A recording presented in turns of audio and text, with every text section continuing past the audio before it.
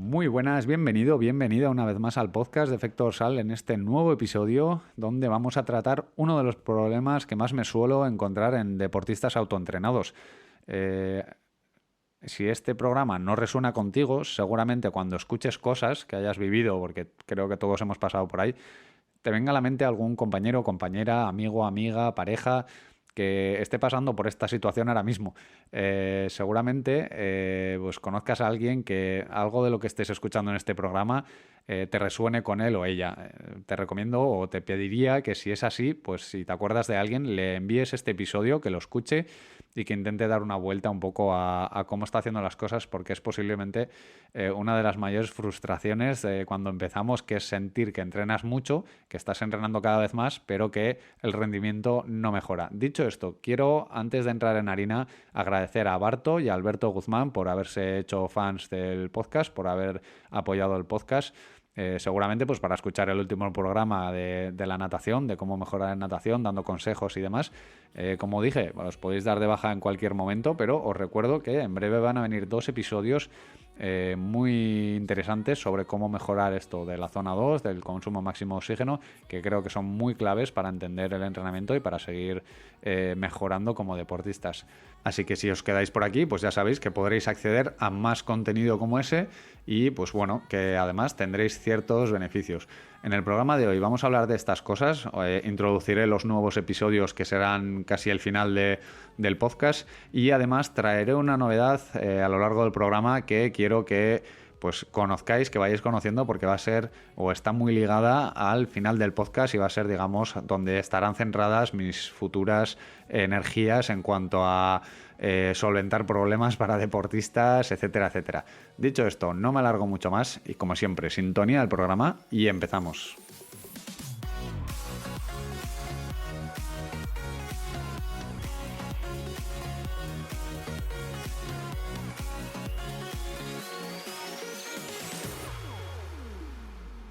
Mira, el programa de hoy va directo al grano, hasta en el título, es entrenar mucho y no mejorar, ¿no? Y esto es uno de los problemas habituales en deportistas que se autoentrenan. Y al final, la clave siempre está un poco en uno de los principales motivos. Y lo vamos a ver con un ejemplo claro de, vamos a decir, un corredor principiante, o bueno, que esté empezando y que vea que sus objetivos van creciendo, pero de repente llega un punto donde su, digamos, progreso se estanca y vamos a ver qué motivos suelen ser los que están detrás de ese estancamiento o incluso de esa lesión en el peor de los casos, ¿no? Aquí lo vamos a definir rápidamente cuando hablemos de la zona gris, ¿vale? Eh, los principales problemas de este tipo de deportista es que suelen pasar mucho tiempo entrenando en la zona gris, ¿vale? ¿Qué llamamos la zona gris o qué entiendo yo como zona gris? Y os resumo rápidamente. Pues bueno, es una zona donde las adaptaciones que podemos conseguir no son tan grandes o son muy pocas respecto al riesgo de lesión o la fatiga que se está generando, ¿vale? No significa que sea una zona donde no vayas a tener adaptaciones, porque en todo el espectro de zonas o en todo el rango de intensidades vas a tener ciertas adaptaciones, pero es un peaje muy caro para el beneficio que se le puede sacar, ¿vale? Y vamos a ir directamente con un ejemplo muy básico y muy fácil, ¿no? El típico deportista que empieza a correr, que sale a entrenar y que empieza corriendo, pues bueno, se compra sus zapatillas, sale a correr un rato y trota media hora o trota 40 minutos y empieza a andar, ¿no? Y empieza a correr poquito a poco. Digamos que empieza, por poner números redondos para no liarme yo, empieza a correr a 5 minutos el kilómetro y empieza a andar. Y empieza un día y hace 4 kilómetros y de repente al de la semana pues ya ve que puede hacer 5 kilómetros, ¿no? Y va con ese ritmillo que va ahí un poco con el gancho pero que lo puede mejorar y que dice, bueno, no voy a hacer 7 kilómetros porque voy a acabar reventado, pero ya llegarán, ¿no? Entonces, digamos que ese deportista pues va creciendo, va sumando kilómetros, ¿no? Y va llegando a, pues, a esos 8 kilómetros, a hacer 10 kilómetros, a correr una hora, ¿no? Casi, y decide pues apuntarse a un 10K.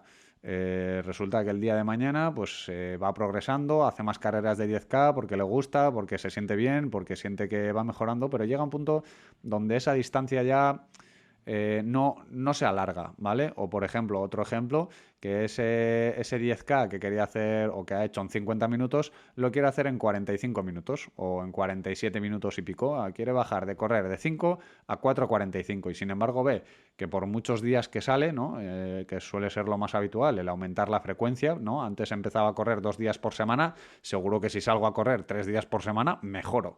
Seguro que si salgo a correr 5 días por semana, mejoro más, ¿no? Pero siempre salgo a ese ritmillo de 5 minutos el kilómetro, donde, pues bueno, sería, en este caso de este deportista, su zona gris, ¿no? Esa zona que suele ser un poquito, vamos a decir, el máximo estado estable de lactato, vamos a decir, por debajo del segundo umbral, ¿vale? Esa zona entre umbrales, pero muy cerca del segundo umbral. ¿Por qué? Porque es el ritmo donde sé que si subo no puedo mantenerlo, pero si bajo siento que voy muy lento, ¿vale?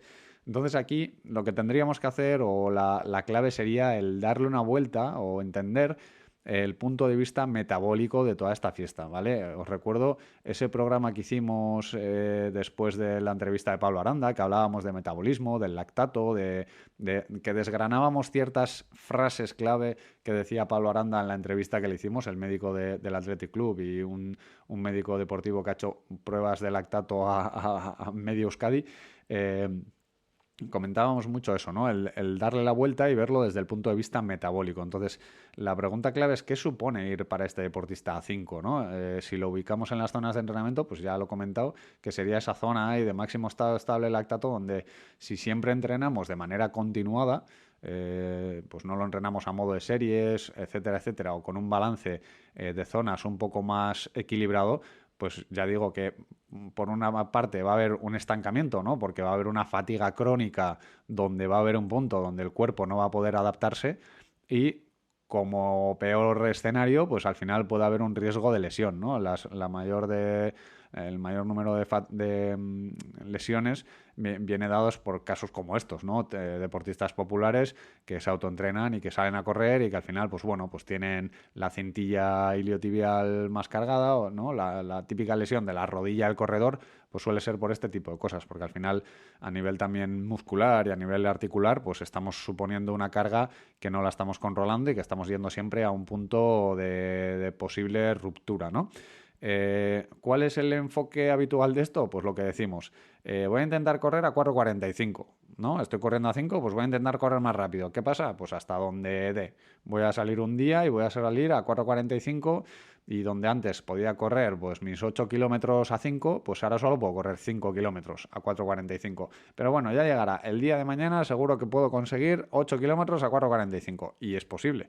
Pero también es posible que por el camino pues te puedas acabar lesionando, ¿no? Y luego está el caso de, no, pero si siempre he corrido así y nunca me he lesionado, que esta es una de las frases que más repetimos con Urchi, el fisio con el que trabajo, que es el que, pues bueno, que no haya pasado nada hasta ahora no significa que no vaya a pasar, ¿no? Cuando hacemos un estudio biomecánico y hace pues, ciertas sentadillas o no, vemos un poco como sus patrones de movimiento. Decimos, ah, no, pues siempre las he hecho así, las sentadillas. Bueno, ya, pero eso no significa que estén bien hechas, ¿no? Que no te haya pasado nada hasta ahora no significa que no vaya a ocurrir. Entonces, pues bueno, ese enfoque, como digo, es pues poco acertado o peligroso, cuanto menos, ¿no? Entonces, el enfoque correcto o que deberíamos aplicar aquí sería un poco el evitar esa zona gris o dosificarla de una manera adecuada, ¿vale? Aquí ya es más complicado, nos estamos metiendo en principios de entrenamiento y demás y habría que ver cada caso, pero bueno, básicamente lo que podemos tener como una receta mágica, entre comillas, pues es un poco el modelo polarizado que tanto está de moda, ¿no? Pues de Seiler, de estar un 80% debajo del primer umbral y un 20% encima del segundo, ¿vale?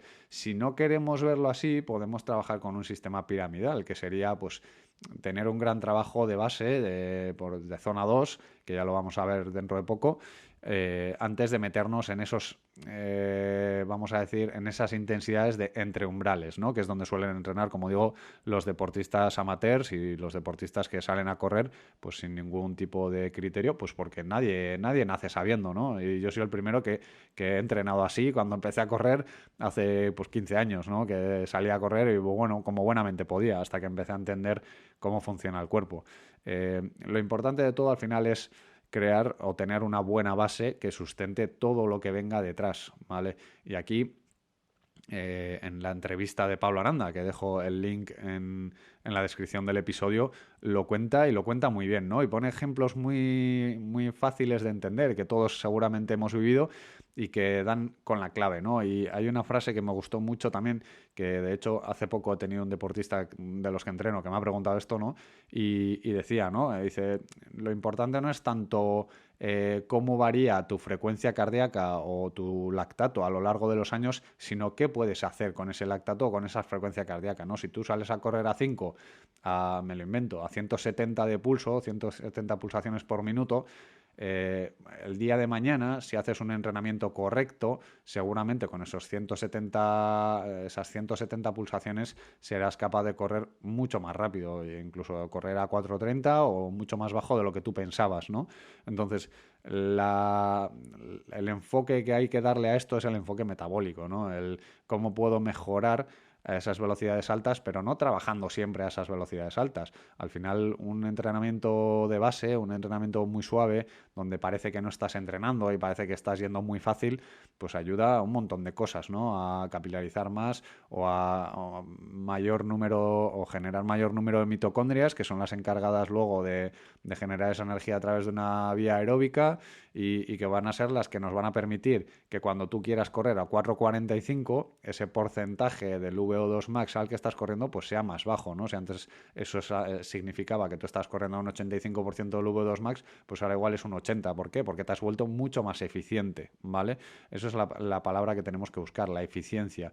Y eso no te lo va a dar una zona gris, una zona de entrenamiento donde siempre vayas con el gancho, sino más una zona baja, una zona 2, una zona conversacional, y por eso muchas veces las personas que suelen salir con un compañero a entrenar y demás, pues tienden a, punto uno, lesionarse menos, siempre y cuando los niveles sean iguales, ¿vale? Los dos vayan corriendo a la misma intensidad bajita, y tengan también esa capacidad de poder seguir progresando mucho más tiempo. ¿Por qué? Porque inconscientemente, mientras van hablando y se van contando sus problemas del trabajo y sus problemas con la pareja o con el perro, pues al final lo que están haciendo es, sin darse cuenta, ir en una zona aeróbica mucho más baja que lo que irían si van solos y van simplemente mirando o guiándose de a ver a qué ritmo puedo ir, pero que no llegue a petar, ¿no? Entonces, este es el enfoque que deberíamos darle. Esto es el trabajo en zona 2, en zona endurance, que vamos a desgranar en el próximo episodio, y que ha habido un metaanálisis, un estudio reciente revisando muchos conceptos sobre este tema, que es muy interesante y que lo vamos a tener como guía conductora en el episodio que hagamos para hablar de la zona 2. De momento, para mí, la zona 2 o la zona endurance, que se llama en inglés, viene a ser el nuevo proyecto también que va a no sustituir, pero donde se va a mudar gran parte de la actividad, tanto del podcast como del grupo de Telegram, ¿vale? El grupo de Telegram ha sido mi niño preferido, por así decir, desde que empecé a crear comunidad, por así decirlo, desde la pandemia. También tiene sus pegas al final el Telegram, ¿vale? Pues hay mucho ruido, hay mucha gente que está en el grupo y nunca contesta porque al final pues entiendo que todos tenemos 18.000 millones de grupos, hay bots que se meten y empiezan a spamear ahí con temas de Bitcoin. Hay cosas que no me acaban de convencer. Entonces, he creado una comunidad que se llama Zona Endurance, que es para pues amantes de deportes de resistencia, bien sean corredores, bien sean triatletas, bien sean ciclistas, ¿no? Donde es una comunidad donde, pues bueno, vamos a hablar diferentes temas y vamos a compartir temas para aprender a entrenar y para mejorar como deportistas, pero de una manera un poquito más organizada, ¿vale? Vamos a poder tratarlo más tipo como si fuese un foro, abriendo melones, como nos gusta a nosotros, pero que no se vaya la cosa de madre, que no haya 5 conversaciones a la vez en la que tienes que andar rescatando mensajes que se quedan por ahí perdidos en un grupo de Telegram, ¿no? Y que quede mucho más estructurado y que si el día de mañana alguien entra, pues pueda haber un entrenamiento de, yo qué sé, de pruebas de lactato, ¿no? Cómo hallar tu umbral de lactato, y que pueda haber un hilo de personas contestando sobre ese tema con sus experiencias o dudas que pueda tener un deportista y que las ponga directamente ahí y la gente le pueda contestar, ¿vale? Digamos que sería como un grupo de Facebook, pero en una comunidad ajena a empresas donde tengas que pasar por el aro en ciertas cosas de privacidad de datos y de cosas, como puede ser Facebook, Instagram y todas estas cosas, y es algo más privado, más cerrado, y que pues de momento estoy dejando con acceso limitado a las personas que pues, seguís al podcast o que estáis en el grupo de Telegram o que, pues bueno, que entreno, cositas así y que pues también permite hacer otras cosas, ¿vale? Se pueden crear eventos dentro de esa comunidad, se pueden hacer cositas interesantes que vamos a ir viendo. De momento pues está muy vacía, entre comillas, porque al final la acabo de hacer pública mientras estoy grabando esto, básicamente.